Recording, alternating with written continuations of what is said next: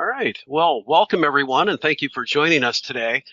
I'm Bob Young. I'm president of the Northeast Ohio chapter of STC. STC is the abbreviation for Society for Technical Communication. STC is the largest worldwide organization for the education and advancement of technical communicators. I'm honored to introduce our guest today, Paul Joseph, for another of our mini webinars, who I believe has an excellent topic, being that it's what's the difference between tech writing and other types of writing. These brief meetups are 30-minute topics of interest, and we welcome all newcomers to join us at www.neostc.org. Our guest today, Paul Joseph, is a crusader for clear, readable English. Paul is CEO of International Writing Institute in Cleveland, Ohio. IWI provides writing training to the private and public sectors, including Fortune 500 companies, government sectors, and technical communicators. IWI is a pioneer of the plain English movement that led to the passage of the Plain Writing Act of 2010. And I love Paul's quote. I think it's a great start for his talk. Quote, "Our philosophy is that anything worth writing, whether a government report or the great American novel, should be understandable to every reader," unquote. So without further ado, here's my friend, Paul Joseph.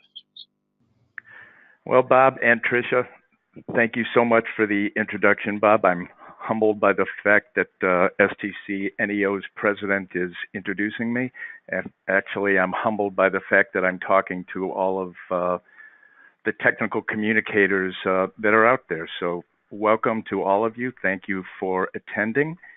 And where do I begin? Well, Bob said so many of the things that I was going to say because I told him to say them. So I don't want to repeat myself, but I would like to tell you all that I grew up the oldest son of Albert Joseph. My dad passed away 5 years ago, but during my life, he and my two siblings had to learn grammar and punctuation and sentence structure the good old-fashioned way. Our dad interrupted us all the time and corrected us all the time. When I was growing up, that was extremely annoying, but I think at the end of the day, it helped me to become a very good writer. I've had a lot of success in my life. I think I have a lot of my dad's DNA, and in my mind, having learned some of the things that my dad taught me back in the day, I've always been a good writer. I've got some of that in my DNA, no doubt. And okay, so I just wanted to give you a little bit of a background. And IWI is a company whose mission is, well, Bob said one of our missions, but the other mission is to have people write clearly, concisely, and profitably in plain English. My dad was literally a proponent of plain English back in the day when he had an organization called Plain Talk. And back in those days, plain as in plain talk, plain was defined as a grassy knoll without any grass. It was not defined as speaking plainly and concisely. And he took that and made a career out of it. And some of the companies that we have taught over the years, just for a little bit of credibility to all you technical communicators out there, companies including General Motors, Travelers, Ford, CIA, the Comptroller of the Currency. He taught the government how to write better, and he very much enjoyed when the Plain Writing Act of 2010 came about. He felt he was instrumental in that happening, and I'm glad he lived it long enough to see it. So with no further ado, I'd like to begin our presentation about what is the difference between technical writing and other types of writing.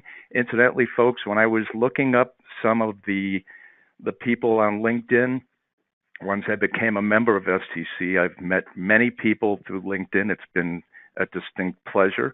But one of the things that I noticed about a lot of the STC members that I either spoke with or looked at their LinkedIns, and I shared this with Bob Young, that these are obviously excellent writers. They do that for a living.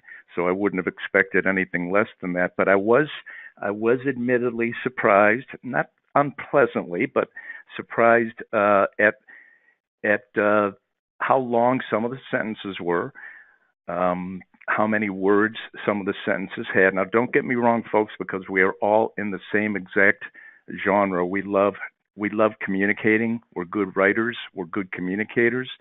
But there are ways to make writing even more clear to the recipient, also known as your reader. And I was able to see a few LinkedIn profiles of folks who obviously are good writers, but in my mind and in the philosophy of my company, we could improve upon what's already good writing and make it even more easy to comprehend for the end result, the reader.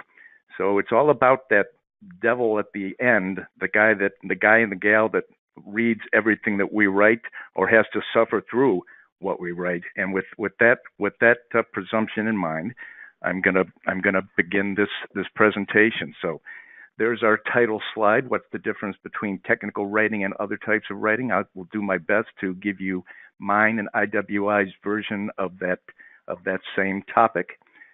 So let's begin with something that I know will generate a little bit of controversy with all you STCers and non-STCers, and this should create that good kind of controversy where we discuss.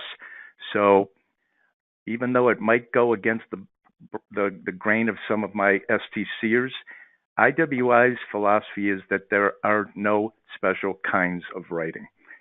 The way we say it, you got to look at it this way. There is only one English language, and the principles for using it effectively are the same regardless of the subject.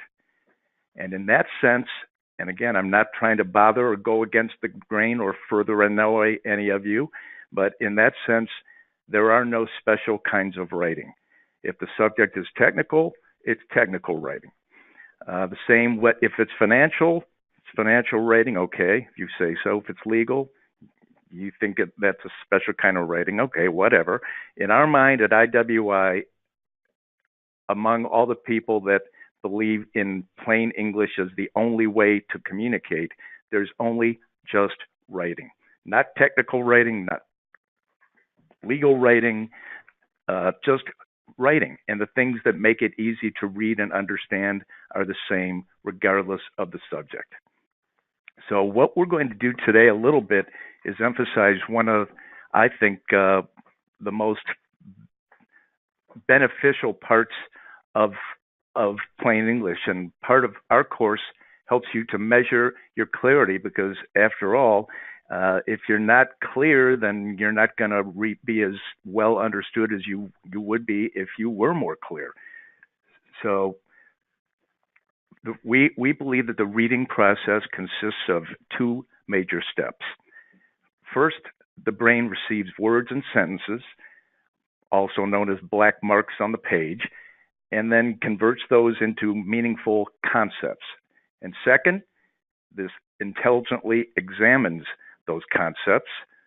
And as we all know, because as technical writers, we have to deal with quote unquote difficult, also known as technical subjects.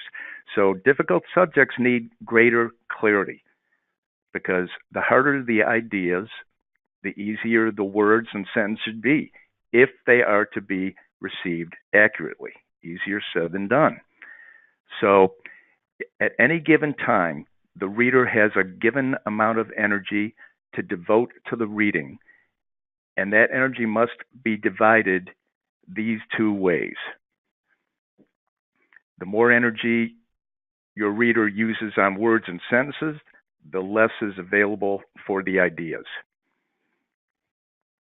Just lost my place. Okay, there we go. Okay, now, you folks in STC will be very familiar with the term technical writing. I've met with many of you, including at the Christmas party and other STC get-togethers. Virtually everybody I've met refers to themselves as a technical writer or some variant therein. So don't get mad at me when I show some technical writing that I think could be even more improved, more easy to comprehend on the other end. So I'm going to read this paragraph of technical writing, and I want you to notice that I'm going to have to take a few breaths to read it, but I'm going to read it, so bear with me. First of all, this is an example of what we call something that has a very high fog index. I'm not sure how many STCers are familiar with readability formulas like those that measure how foggy the writing can be. And I don't want anybody to be insulted if they say that their writing is a little bit more foggy than I would like, and that's part of what we do here. But I'm going to read this difficult to read set of words here. The equilibrium, not even to say, the equilibrium activity of the fission produces, as well as the induced activity from the isotopes observed, comma, with the exception of W187, comma, indicating a linear relationship with reactor power level. And although the tungsten activity was higher than, I'm not going to read it any longer because it's boring even me, and it's very, very, very complicated. But I want you all to notice that at the bottom of this technical writing example is the number 24.3. That is the gunning fog index of this passage, and we'll go into that more as we move on. So this on the screen is an example of technical writing with a pretty high fog index of 24.3. Now, take a look at STCers and non-STCers, because this is basically the equivalent of that highly foggy paragraph, and notice it has a fog index of 16.4.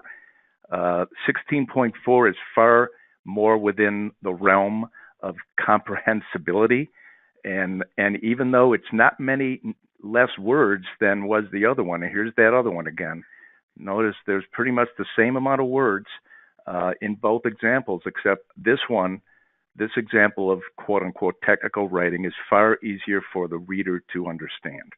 Now I'm going to give you a few more examples of that. Here's an example of financial writing. I only put the exclamation mark because a fog index, folks, of 50.2, and yes, somebody actually did write that with the intention of it being communicated to the reader on the other end, whether that reader has an MBA, a degree in finance, or whatever. That's as high of a fog index as I believe I've ever heard, 50.2.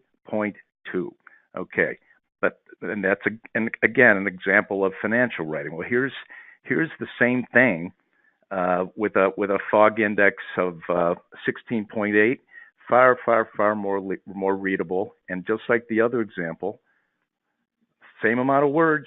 We're not expecting you to not be able to use the same amount of words, but just make it a whole lot more clear to that poor guy or gal at the other end that has to read this. Now here we have another type of writing that people like to identify as dichotomous, medical writing. I'll read a little bit of that one, not much, because I can only read so much of these these things, but I want you to hear how it sounds. Prior to admission, the subject was ingesting NPH insulin between 18 and 25 units on a daily basis, and on the initial day of admission was rehydrated through the utilization of forced fluids, normal saline with 5%. Okay, enough. I was getting bored listening to myself and getting confused listening to myself. And although that has a 21.2 fog index, not nearly as high as that one with 50, but when we go to the next slide, which is the same exact, notice we're not giving up on the number of words again. Here's the amount of words on the first one. Here it is on the second one, a very, very reader-friendly 14.2. If you use the right principles to shorten and make things more concise, you will be able to convert your writing from the before, which is here, to the after. And it's never been easier.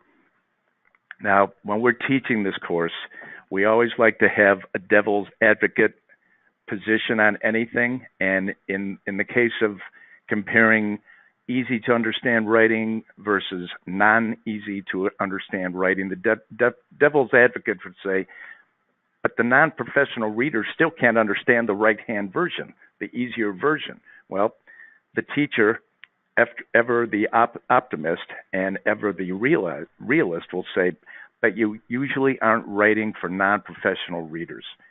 Engineers and scientists write to other engineers and scientists and so on.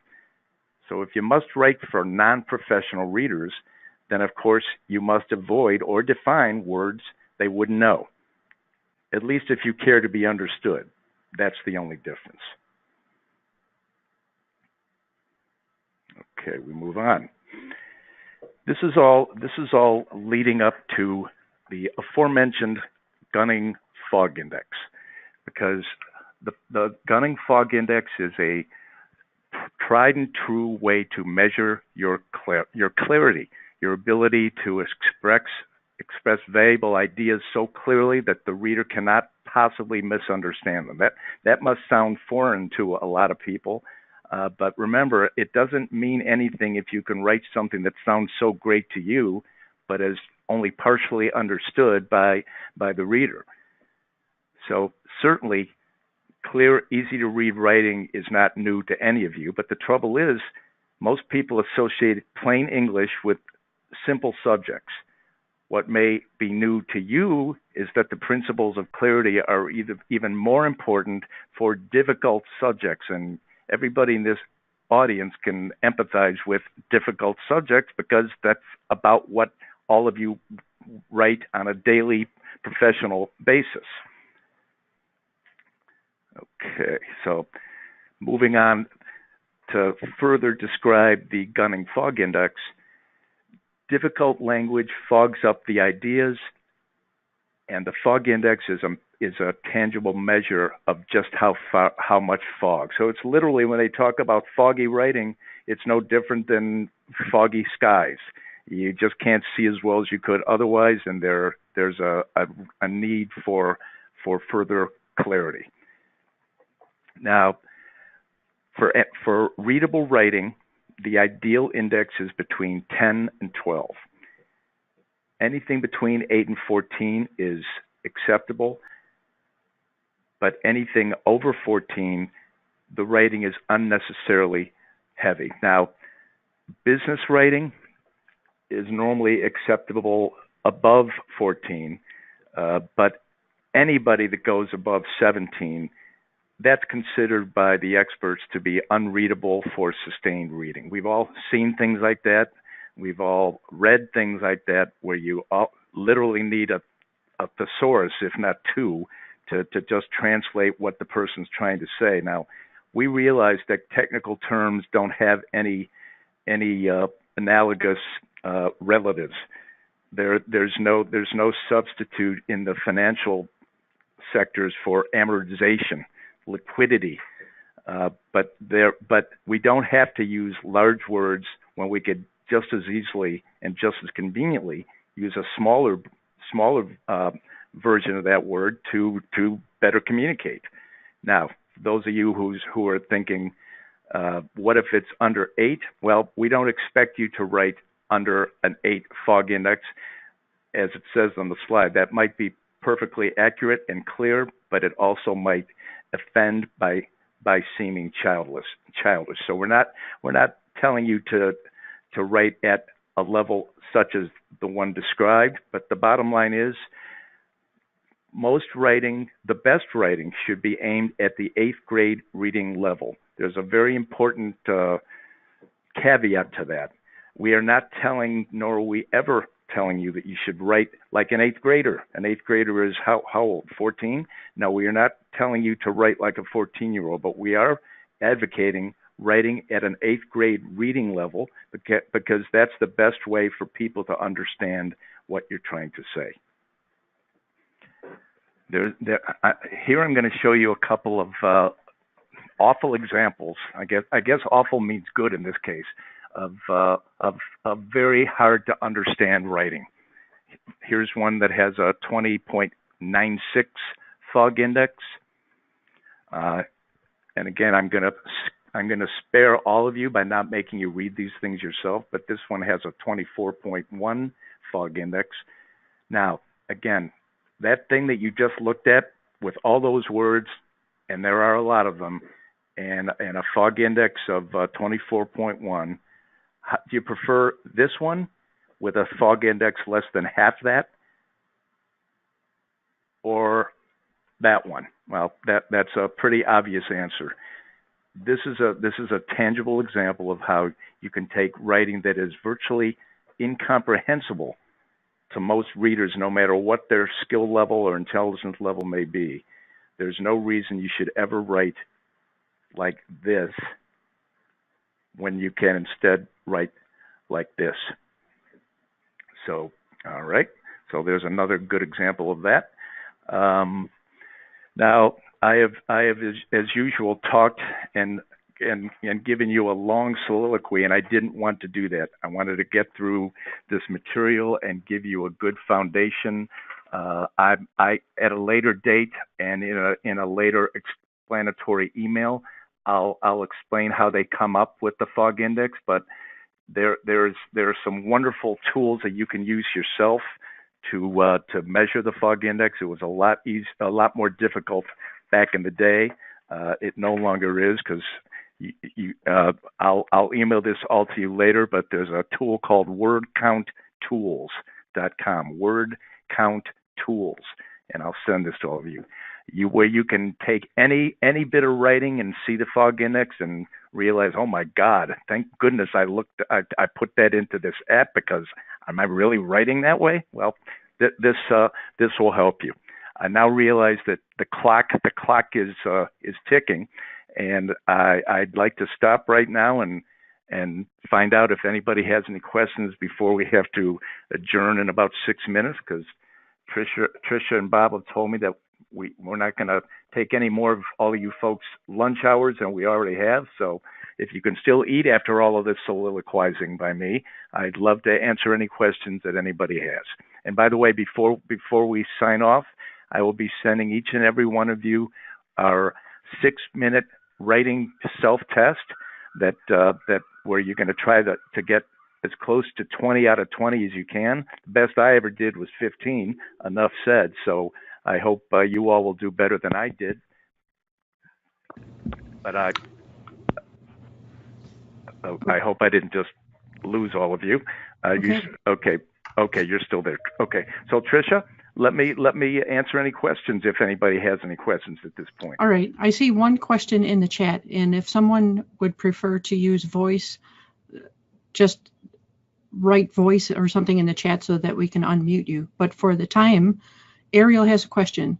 Do people take you less seriously if you write to an 8th grade reading level?